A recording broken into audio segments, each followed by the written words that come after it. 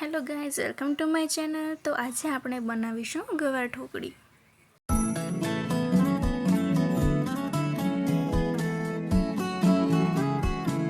ગવાર ઢોકળી બનાવવા માટે સૌથી પહેલા આપણે તેલ લઈ લેશું।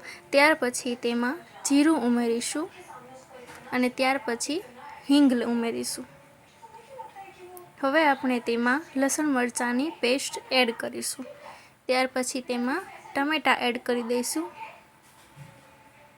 હવે આપણે તેમાં મસાલો કરીશું, જેમાં હળદર, મરચું અને સ્વાદ અનુસાર મીઠું એડ કરીશું। વઘાર બળે નહીં એ માટે થોડું પાણી એમાં એડ કરી દઈશું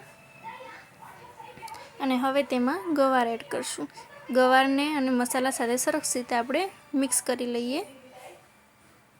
આપણે દાળ ઢોકળી માટે જેવો લોટ બાંધીએ છીએ તેવો જ અહીંયા ગવાર ઢોકળી માટે બાંધવાનો છે અને પછી આપણે તેની ઢોકળીને ગવારમાં એડ કરી દેવાની છે।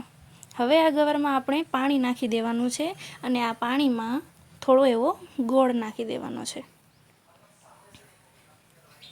હવે આપણે ઢોકળીને ગવારમાં એડ કરી દઈશું।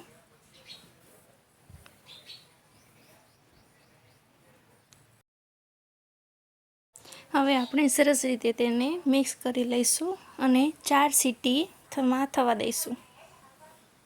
તો તૈયાર છે આપણી ગવાર ઢોકળી।